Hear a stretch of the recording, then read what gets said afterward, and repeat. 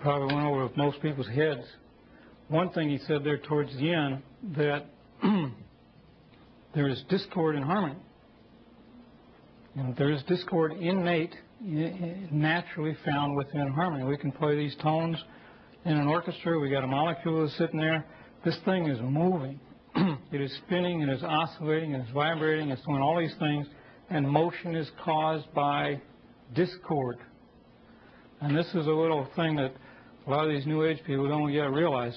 When things are in balance, there's no motion. When you bring everything into balance, everything into harmony, there is no motion. That's why when you meditate, you find that still center. You become very, very harmonized, very, very balanced. There is no motion. When you introduce the inharmonic, the male force, bam, you got energy, you got motion, you got activity. So inherent in number. Pythagoras said there was only really one number, and that was 1. Everything else were derivatives of that, and they are subsets. So in one, we have harmony, pure harmony.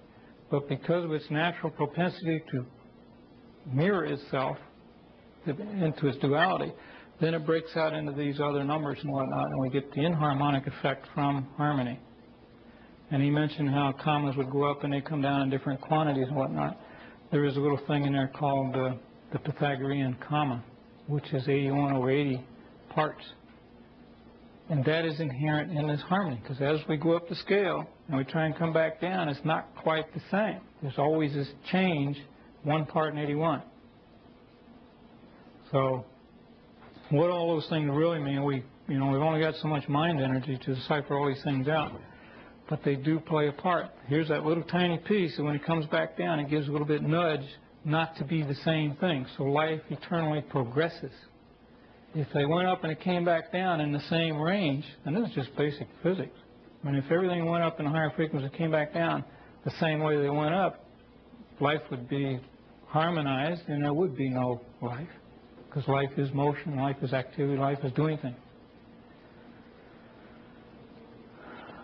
Yes, Bob. Another example of that is the lambdoma that Barbara Hero has reconstructed from the Pythagorean theorems, and she'll be here later to talking about that. Okay. We're going to diverge here just a little bit, give you a little bit more basic things about vibration. All these basic things I'm giving you are useful. It hardly matters what field you work in. These things aren't useful. If nothing else, they show you and indicate to you that things aren't as simple as they are made out to be sometimes. Every vibration is a complex waveform. There's no such thing as a simple sine wave.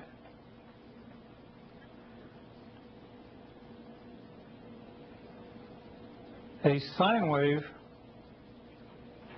is composed of a series of synthesized tones in a harmonic gradient to each other. So we synthesize a bunch of sounds together. They will add together and create a sine wave, like I showed you in the beginning. If we change those aliquot parts, if they weren't these even numbered harmonics, this would create a sine wave. If you added all these numbers together and created a signal from a signal generator, you would get a sine wave. If we added the inharmonics, such as the 12 and these different other numbers that these things would add and subtract together to create, we could get a sawtooth sound wave.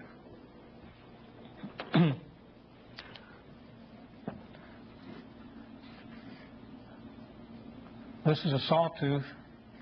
I can't even draw it on here. And it's got these sharp corners to it. It's what's called a sawtooth waveform. Another waveform that engineers know a lot about with computers nowadays is a square wave. This is the digital pulses in a computer. It's all square waves. And then, of course, we got the sine wave. This sine wave is a tone that comes from a clarinet. It is composed of these very harmonic tones. When you add it together, you get a very smooth, even tone sound, like in a flute or a whistle. If we have the inharmonic tones added to it, it'll bend this thing out of shape. It will modulate these frequencies that compose this, that this is composed of, and we'll get these sharp tones. This is like from a cornet or a trumpet. A brass instrument will create sawtooth waves. That's why if you sound a C on a clarinet and a C on a trumpet and a C on a piano, you get totally different tones. You get different sounds. But the fundamental C is the same. It is the difference in those small tones added together that give you that sound of that particular instrument. They create these various waveforms. And these are just very simplistic. They can get very, very complicated and create these forms. So, in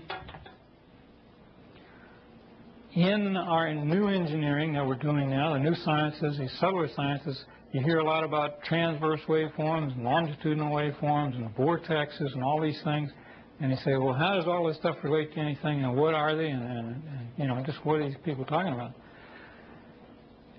A vibration, if you throw a pebble in a pond, you're going to see ripples going out from it. But if you look real close, you'll see a lot of things going on at the same time. It's not just ripples, but you got to look very carefully. This is what we're talking about in precision. You got to be precise in what's going on. Yes? An idea just came into my mind. And I wonder if it's related to this. I have done electroplating, electroforming, and you have the movement, you know, of electrons through the medium that go from, you know, the cathode to the anode. I never remember who is who.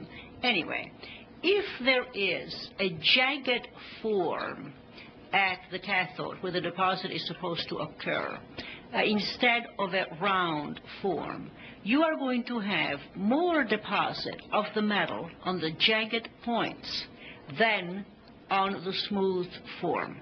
The same thing happens in the circulatory system. At the aorta or at parts of the arteries where there are jagged forms, you have cholesterol deposits.